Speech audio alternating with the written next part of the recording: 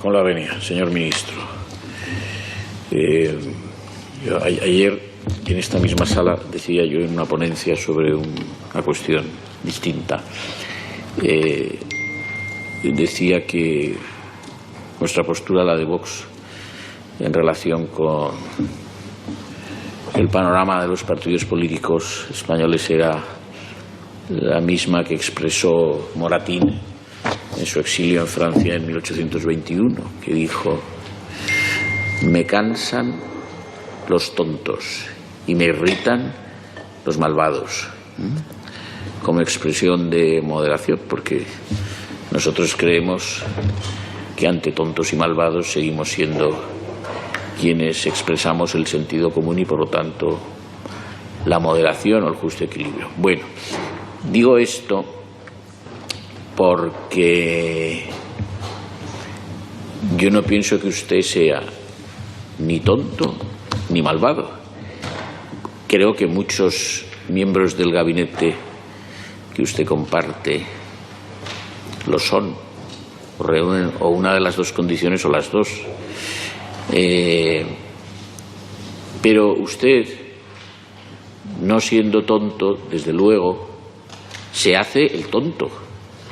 Se hace el tonto bastante cuando comparece en esta comisión, y a fuerza de hacerse el tonto, pues nos puede irritar, aunque no sea malvado. Digo esto porque ya en ocasiones anteriores he tenido oportunidad de ponerle de manifiesto algunas omisiones muy relevantes en sus informes ante esta comisión, que son en relación con la ejecución de los fondos Next Generation EU, pero que usted siempre, y a mi juicio con razón, lo que pasa es que el contenido no es satisfactorio, porque no responde a la verdad, y en esa medida digo que se hace usted el tonto, no porque ignore esa verdad. Señor Sánchez García, le agradecería que se ciña al contenido de la comparecencia, en el fondo y en la forma. Muchas gracias. Sí, gracias. Que ilustra esa exposición sobre la ejecución de dichos fondos con consideraciones de naturaleza macroeconómica, todas ellas ordenadas siempre a decir que la economía española se encuentra en una situación buena.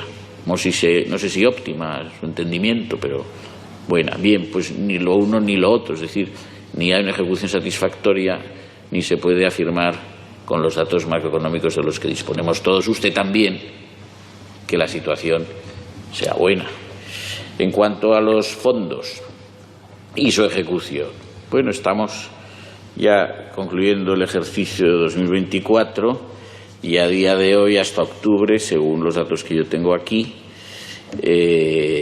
pues de unos créditos presupuestarios definitivos que importan casi 130.000 millones, obligaciones reconocidas netas solamente se llega a un 56,8%. Y de ejecución, es decir, de desembolsos efectivos con arreglo a tales obligaciones reconocidas, solamente al 30%, no del 58%, del total de los créditos presupuestarios. Es decir, que en materia de obligaciones reconocidas, un aprobado muy justo, 56,8%, pero en materia de ejecución, un suspenso claro, con un 30,8%. Bien, el Gobierno, y usted en particular, siempre insiste en hablar de ejecución presupuestaria teniendo en cuenta únicamente obligaciones netas, reconocidas, pero que son siempre, como hemos visto, superiores a la ejecución material de dichas obligaciones, con lo cual usted omite este último dato que, como digo, deja en curso al Gobierno claramente en un suspenso. Los pagos realizados en el presente ejercicio llegan al 17,7% en los 10 primeros meses del año, nada más. Bien, ha hablado usted en algún momento, en la parte final de su intervención, del impacto de los fondos. Bueno, el impacto de los fondos tiene que estar necesariamente disminuido por este deficiente grado de ejecución en la distribución de los mismos. necesariamente. ¿Cuál ha sido el impacto? No lo sabemos porque ustedes no dan o no ofrecen unos estudios solventes sobre esta cuestión. El impacto es su efecto en la economía de la nación, en la economía real, no en una economía dibujada en folios o en cuadros Excel que no responda a la realidad de las cosas. Ha dicho usted que ese impacto, que ha abierto una incógnita, no ha afirmado que sea un impacto definitivo, ha elogiado el impacto, pero luego ha dicho en algún momento de su intervención que en todo caso dependerá de cuáles sean las reformas estructurales. Bueno, las reformas estructurales, ¿cuáles? Y de las que ya han sido aprobadas por la Comisión Europea. Y acto seguido habla usted de la inversión, una cierta mezcla. Bueno, es que vamos a ver, en materia de inversión usted no está en condiciones de hacer unas afirmaciones que indiquen que la economía española está precisamente en un momento de gran, en fin, prosperidad, ni muchísimo menos, ni muchísimo menos. ¿Por qué? Pues porque sigue habiendo claramente sobre este particular un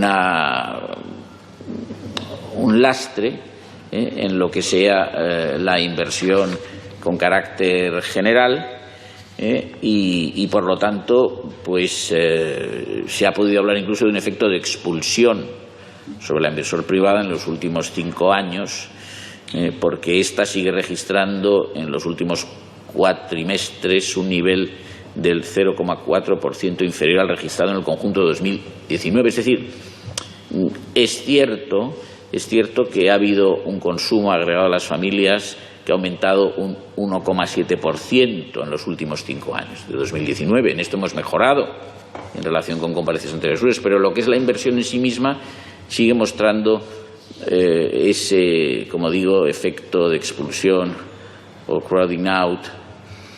En cualquier caso, ese índice de inversión de un aumento del 1,7% durante 5 años respecto de 2019, respecto de ese último ejercicio previo a la pandemia, no es coherente con el crecimiento del PIB, que usted destaca mucho en sus intervenciones como su predecesora, que es del 3,4% en el mismo periodo, en el mismo tiempo. Luego usted me explicará esto. Pero esto indica que en materia de inversión no puede usted precisamente mostrarse optimista, porque objetivamente no es posible que sea así. No es posible que sea así.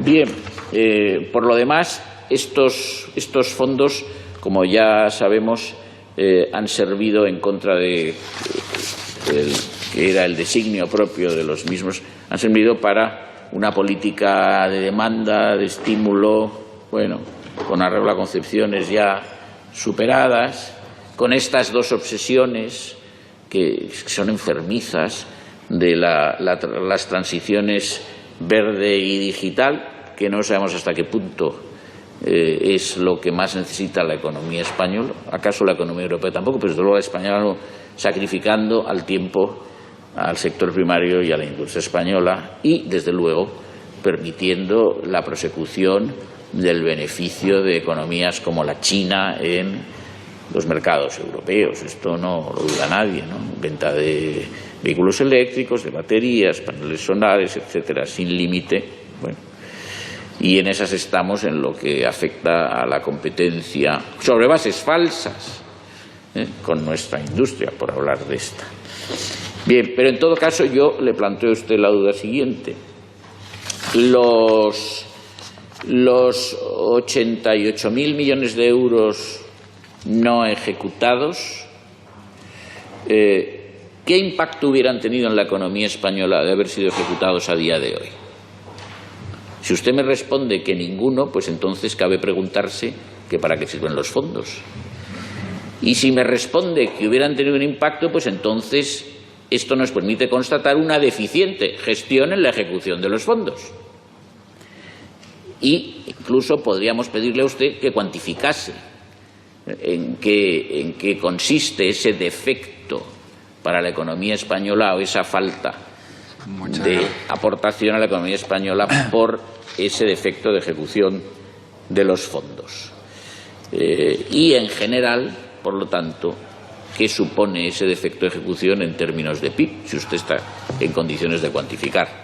Si no lo está a día de hoy, le agradecería que lo hiciese de cara a la próxima comparecencia y, como veo al señor presidente que ya me está indicando con la mirada que guarde silencio, pues lo hago así y continuaré en el turno siguiente. Gracias. Cuando miramos las cifras de inversión extranjera directa y miramos, por ejemplo, los datos del Financial Times, que son datos para el conjunto de países avanzados, pero también con muchos países emergentes o en vías de desarrollo, España, entre el año 2018 y 2023, es el cuarto país del mundo, en nuevos proyectos de inversión, lo que se conoce como Greenfield Projects. Estos nuevos proyectos de inversión centrados, de nuevo, en sectores estratégicos, como por ejemplo el de las renovables. Si nos centramos en renovables, somos los primeros. ¿Esto qué quiere decir? Que efectivamente hay un interés genuino, hay una llegada de grandes proyectos de inversión a la que tenemos que darle no solo canalización en priorización, sino también salida con una inversión paralela precisamente de este acceso a la red, como bien decía. En cuanto al Fondo de Resiliencia Autonómica, por construcción, la mayor parte de los 20.000 millones, de hecho 16.500 millones del Fondo de Resiliencia Autonómica, son fondos para inversión privada, no pública. Ese es el esfuerzo, yo creo que más grande que estamos desarrollando a través del Fondo de Resiliencia Autonómica y, de hecho, los primeros proyectos que ya citaba anteriormente, la aprobación por casi 1.000 millones de esos 6 proyectos están, en este caso, en un mix, pero también tienen componente público. En cuanto a la reducción de la carga, señalaba usted que el País Vasco ya ha avanzado en esa reducción de las cargas administrativas, de barreras administrativas. De hecho, hay varias comunidades, o yo creo que la mayoría de las comunidades, por lo que pudimos hablar en la reunión que tuvimos en el mes de septiembre, si no recuerdo mal, que están en una vía similar, en distinto estadio ahora mismo, pero con, yo creo que un convencimiento de la necesidad de ayudar o de aliviar este tipo de carga para las empresas, entre otras cosas porque fomenta su productividad, reduce el número de horas dedicadas a tareas improductivas y permite, por lo tanto, dedicar ese tiempo a tareas más productivas o avanzar en algunos de los grandes retos que tenemos por delante, como por ejemplo el de la reducción de la jornada laboral. En ese sentido, hay un esfuerzo, como decía, individualizado por cada una de las comunidades autónomas, pero también hay un elemento adicional de coordinación de ese esfuerzo, de tal forma que ahondemos en la estandarización, en la armonización también, en la medida de lo posible, de esa legislación, de esa normativa, de esos requerimientos para las 17 comunidades autónomas, más las 2 ciudades autónomas, para que avancemos en conseguir un verdadero mercado interior en el conjunto del territorio nacional. Y este esfuerzo, por lo tanto, requiere de esa coordinación entre todos los actores relevantes, porque, como bien decía usted, tenemos competencias en distintos niveles de la Administración, nivel del Estado, nivel de comunidades autónomas. El proceso de recanalización de fondos o de reasignación de fondos para el componente DANA. Aquí hay dos componentes o dos dimensiones esenciales. Uno es un elemento de, podríamos llamarlo, de solidaridad de comunidades autónomas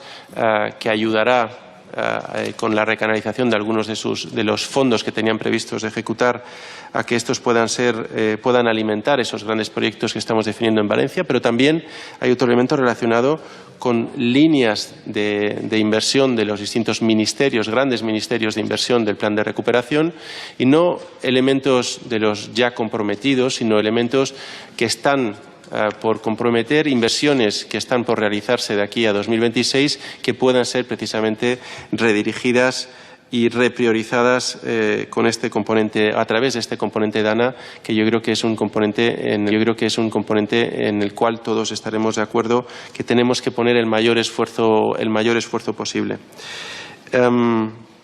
En cuanto a la línea ICO, no sé si le he entendido bien, la línea ICO de los 4.000 millones lo que va es a financiar a constructoras públicas, privadas, para ser capaces de crear ese parque público de vivienda para alquiler asequible. Y estos proyectos, por más de o en torno a 1.400 millones que le comentaba, iban precisamente en esa línea.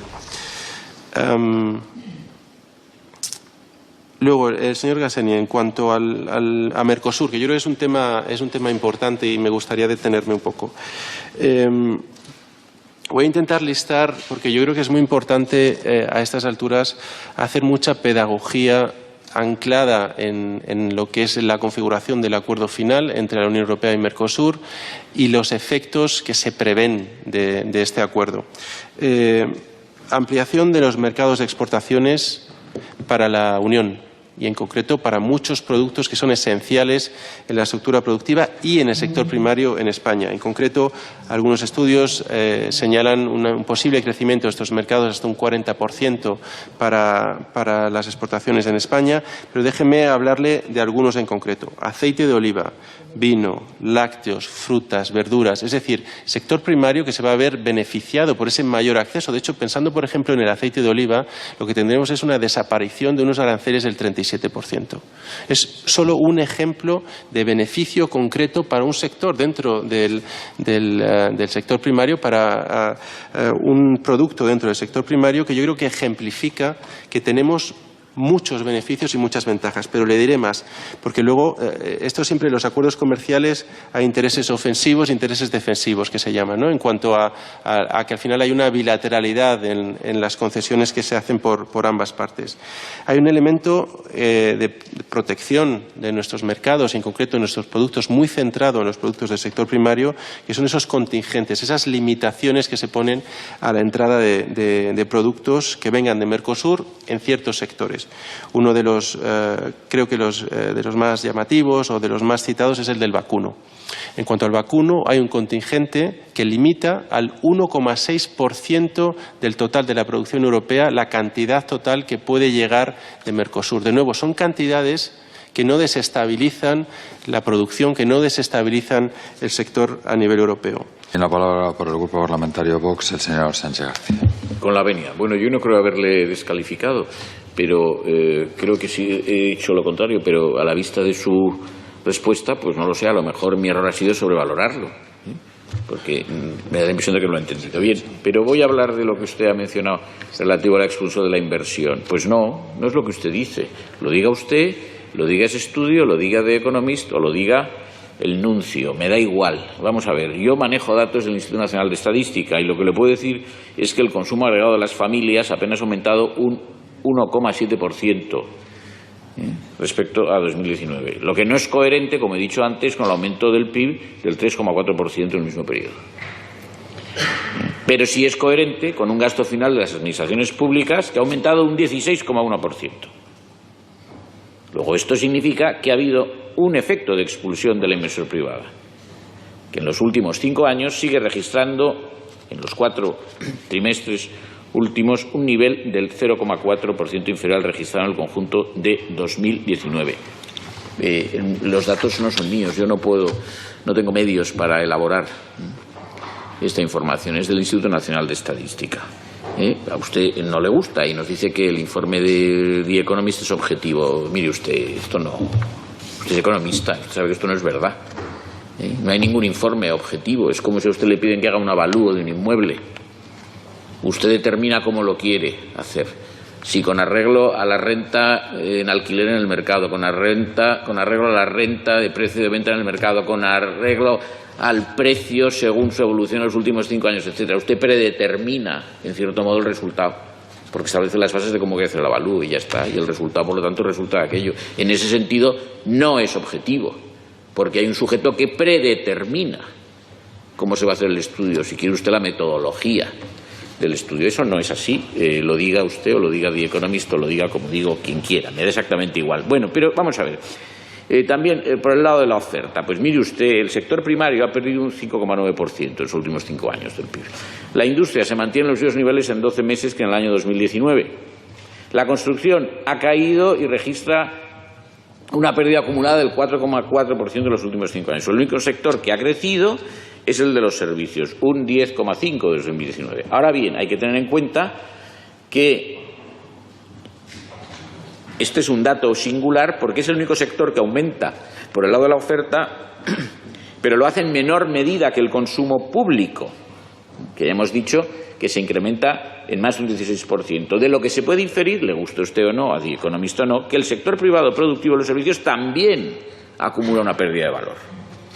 Bueno, sobre la pobreza, el riesgo de exclusión, el paro ya lo ha explicado, lo ha reconocido en parte el señor ministro, en gran parte, y luego ha insistido sobre ello el Partido Popular. Bien, crecimiento en el empleo del 10,7% de 2019, superior al crecimiento del empleo en el sector privado. Claro, ese es un crecimiento superior en el sector público. Explíqueme usted qué política es esta de empleo. Señor Sánchez, explíquemelo usted. Tenemos que ir terminando. Y una devaluación salarial de los nuevos contratos. ¿Y habla usted de empleo de calidad? Cuando se ha comprobado en un estudio del BBVA Research precisamente que la duración de los contratos indefinidos nuevos es decreciente. En este momento duran menos de un año. ¿Esto es empleo de calidad? Muchas gracias, señor Sánchez.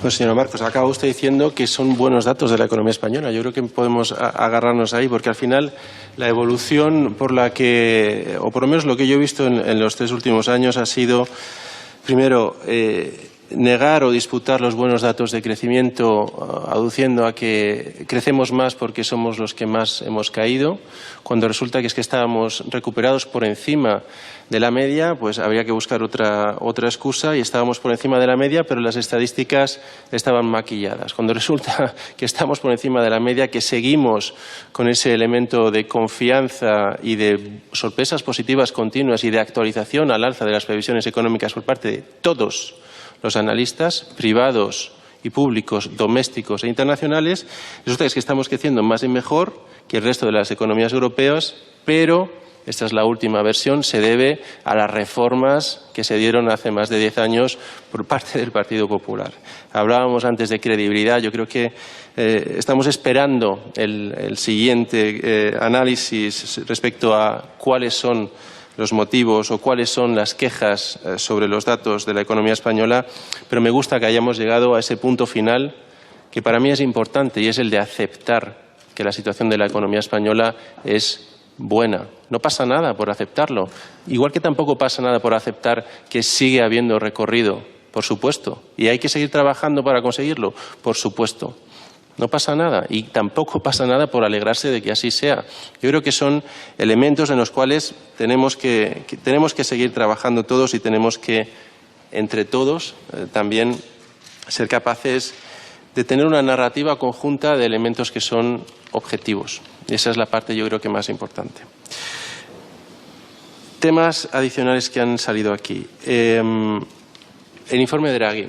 En cuanto al informe de Draghi, sí que me gustaría señalar que hay un punto importante, y es que en toda esta agenda de recuperación de esa brecha de productividad o competitividad de la economía europea con la americana o con otras, no debemos perder los elementos que son genuinamente europeos o que forman parte de la esencia europea. Y aquí me refiero, en primer lugar, al elemento multilateral o abierto, que es sin duda un punto esencial, diríamos que justifica la buena evolución o el crecimiento de la Unión en los últimos años, nuestra característica eminentemente abierta que fomenta nuestra competitividad y que ayuda a que tengamos ese buen desempeño.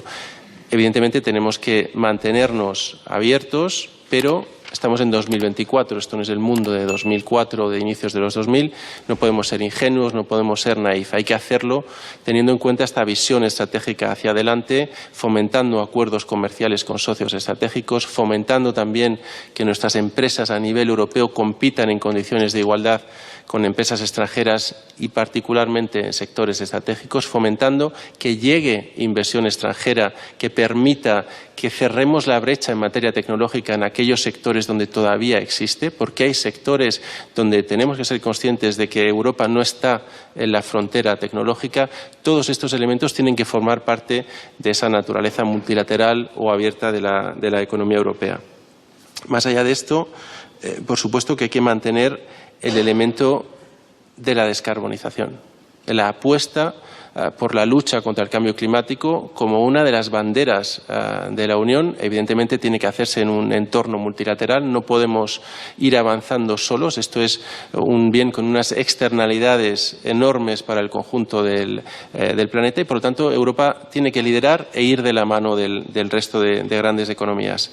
Y en ese sentido, sí que me gustaría resaltar que esta apuesta por la descarbonización, por las renovables en Europa, lleva de la mano también réditos económicos, ventajas en materia de competitividad, como se está demostrando en el caso español, también a través de la atracción de grandes inversiones. Y el tercer punto esencial, que yo creo que no tenemos que perder en Europa, es el elemento social. El elemento que también, lo he dicho antes, forma parte del ADN europeo. Ese estado del bienestar europeo que, sin duda, es uno de los factores que nos diferencia claramente del resto de economías avanzadas y que tiene que ser parte sustancial también del progreso y de toda la agenda de reforma que venga de la mano de las recomendaciones tanto del informe Draghi como del informe Letta que llevemos a cabo.